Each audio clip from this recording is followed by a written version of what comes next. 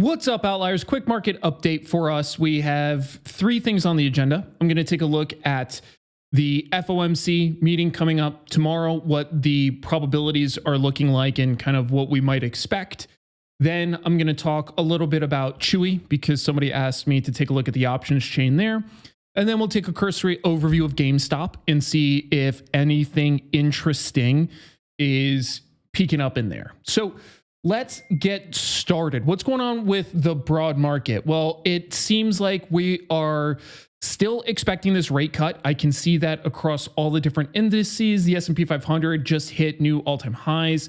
The Qs, technology more heavy, kind of lagging behind a bit here, and then small caps are actually starting to catch up to near-term highs. So right now it looks like the market is still favoring small caps at this point over technology, but the S&P 500 writ large is the leader of the pack. So what that tells me is that the overall growth that we're seeing just in terms of the indices themselves is not actually being driven by tech. And it's worth noting because for such a long period of time, that's been the primary driver of value inside the S&P 500, which has been tech.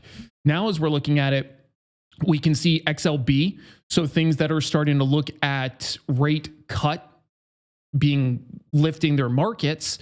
So things like builders, things like Zillow have been doing really, really well. If we pull up Zillow, you can see things like Home Depot is doing well. So right now the market is kind of starting to gear towards this idea that the rate cut's going to start coming. And it looks like it might be at a pretty moderate pace.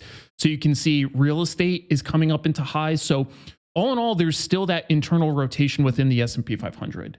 So now as we take a look at the Fed watch tool and we take a look at the probability now of a 50 basis point cut is 63%, which is quite high, I think. And obviously that tells us that's where the market is leaning, that we're actually going to start with a slightly heavier cut than previously expected. So this tells me a few things. One, that the Fed is starting to move away from this really slow, careful approach, because I did expect them to start with a 25 basis point cut. Although they've been, being told that they're late to the party, it's going to be too late for the recession and that's still what I thought they would do, maybe start cutting a little earlier, but then take a lower cut path. And this actually looks pretty aggressive if we take a look at this. So this looks like 50 basis point cut probability right now for the 18th. Then the next one, the 7th of November, 87% probability of 25 basis points. Then if we go to December, another 50 basis point cut on top of that. So that would be cutting us about 1.25 or so. So that starts to get actually kind of aggressive in this near term, a little more so than I was anticipating, which was essentially going to be quarter. So we'll see. Now, one of the questions I have due to this is, will the Fed take a pause after one of these cuts, which is TBD. We don't know yet. So from a broad market perspective, I think this will be generally uplifting. I think small caps will continue to enjoy it, although we likely have seen a good bit of the move already. Because if we take again a look at something like IWM, which is small caps, you can see it's made this pattern a few times when prior rate cuts were expected to be happening. They ended up not necessarily happening at the time frame, but this is now starting to close in on term highs, and it's really catching up with large caps on the year. If I take a look at my little tracker, the S&P 500 is up 19.25 points. IWM is up 10. So it's still lagging by about half. But if you look at it over the course of the year, it was even 0 or slightly negative, pacing well below the S&P 500. So the S&P 500 obviously is crushing it this year, but the small caps here are starting to catch up a little bit. And then this does start to open the door for a conversation about recession. What does it look like? What's the probability?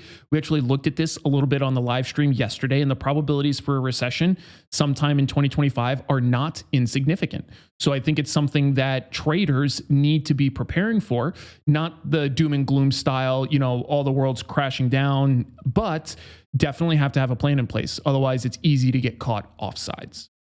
So let's take a look at Chewy really fast. And this is generally what I was expecting. I was actually talking about this yesterday. Some people were asking about it. And it looks like a lot of this move has been fueled by its post-earnings event, right? Overall, pretty solid earnings that the market liked, and it's been rallying up and out. I know there's a bunch of different theories and thesis and stuff like that. Not going to go into detail on those necessarily just yet. I'm kind of following it from a standard market perspective here, which is volume expanding around earnings. We saw volume materialize for a few days post earnings, a lot of really strong buy volume as we hit this kind of term swing low, and then volume is now starting to siphon back out. So we'll see how long that volume keeps up and continues to move, Chewy. But from a technical perspective, it looks good to the upside. It still likes where it's at. Kind of the way I would be playing it is downside at like 30 and change, maybe just a little bit below that. And then it looks like near-term price target would be something around 35. Again, we looked at this on the live stream yesterday. I'm just kind of using historic time frames to come up with just some thesis. Now, if we take a look at the options chain and we take a look at the overall open interest, it's super, super quiet. So there's 250,000 calls against 206,000 puts. There's really just nothing in here that's like super interesting to me from an options trading perspective because it is so quiet. Total volume today, 21,000 calls versus 12,000 puts. So this is the kind of thing that if I see crazy volume, it almost always I almost always can see it because otherwise it's generally very, very quiet in here. So we can see that there was some 32.5s in 20 SEP that were traded, but these are kind of towards the mid, a little closer to the bid. So maybe sold, you can't directly tell. But even this is large of a quantity trade as this is, it's still not like absolutely massive or anything like that. So yeah, the options chain in here just looks generally quiet. And that's, not good or bad. It just means it's not super active. When I look through the volatility, I don't see anything sticking out at me as anomalous. It looks like, front term vol is a little bit higher and then tailors down as we go further out. And then it'll probably start peaking up out here, which is when I would assume next earnings is or something like that. So yeah, that's Chewy in a nutshell. And then let's take a quick look for options data on Chewy out of curiosity, and we can take a look and see if anything interesting has been popping up in here. And we'll take a look this week so far. We'll take a look at the 16th and the 17th. And we'll start with the calls, seeing if there's any big purchases. And again, doesn't really look like much. On the put side, not much. Again, all really small trades. Let's go to the bid, all small trades. So yeah, there's nothing really going on in here as far as I'm concerned. That doesn't mean that there's nothing at all, but it's just generally quiet. So next, let's take a quick look at GameStop, because GameStop is in a really interesting point to me, believe it or not. We are hugging this, what I perceive to be support. Again, I've had this line drawn for some time now because I expect this to continue to serve as support to some degree. And price has been hovering right on top of it. So I am eager to see, does price continue consolidating and start making an advance up, or does it start penetrating below? If it starts penetrating below, I don't love that. And it starts to look like 18 is probably next on that list, and then hopefully not below that. Volume is still very light and continuing to dry up. So we can see today, there was 6.3 million volume. Sale volume of that was 3.9 million. And buy volume is like 2.36. So mostly sale volume still very light. So overall, from an equity perspective, it just looks very quiet. Now, one note, I was actually texting with Newton about this a bit last night, is I'm talking with one of my buddies this week who was an options market maker. And now he kind of runs his own firm. And if there's anything in particular you want me to talk with him about, let me know. I'm happy to try to collect as much as I can. But the questions, if you guys have them, try to like form them out well, right? Because I'm not going to ask like super basic stuff because it's just kind of a waste of their time. I always will do my best to get to the bottom. And if it's something basic that I can answer, I will always try to answer it for you. It's not to answer the question on their behalf. It's just if it's a standard process thing, then obviously I'm not going to take it to them. But if it's something a little more nuanced or somewhat like that, happy to bring those. Some of the stuff I'm going to be talking with them about is kind of dissecting some of the recent moves we saw, not just in GameStop. They don't specialize in GameStop. Again, they're a market maker. They just know about the broader process.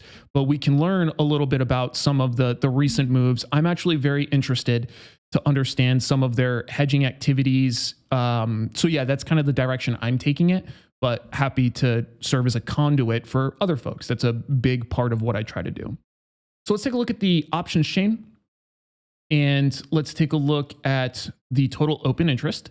And we still have even more call OI now, 660,000 calls versus 300,000 puts. This is continuing to build, and this is exceeding that 2-to-1 ratio pretty significantly at this point. I still see the same spread across all these different expirations. I see a ton of calls traded today against puts. 89,000 calls versus 13,700 puts. And I see most of them coming in at the offer above, so we're buying those. So yeah, overall, the options chain in GameStop is still, again, on a relative basis, quiet, but it's definitely not silent to any degree. So if we take a look at kind of this week so far, and we get rid of the bids and we'll get rid of the puts, we're now seeing just some further term expirations. We already talked about these, so this is nothing novel, but this is still relatively new for GameStop, where we're seeing these longer term positions being built out. Now, in the near term, it still looks a little bit quiet as far as I can tell, but as always, if there's anything that's jumping out at you or that you want to take a look at, let me know. For the GME live stream this coming Saturday, we're going to go into part 3 of analyzing Rory Kitty's old trades, which Newton and I talked a lot about that because he has a lot of ideas about some of the behaviors, and I want to see if we can pick up any of those based on what we've been seeing so far, because I definitely am getting a really good feel for the way that Roaring Kitty was thinking about his options trades, building them, and then managing them. So we're getting to the point now where he's starting to unwind positions, so I can learn more about that, which looks way more based on time than value. Normally when we're trading options, we try to pick a point where we think something might go, and I actually don't see that so far from him. I see him primarily managing by time, which is fascinating. So we'll dive further into that. And then for the live stream tomorrow, I'm going to start maybe like some sort of mini series about trading meme stocks with options. This is from a recommendation from one of our viewers, and I think it's a really great idea because there's a lot of options traders or a lot of meme stock traders that start trading meme stocks, they add options, and then they get torn up just because of lack of fundamentals.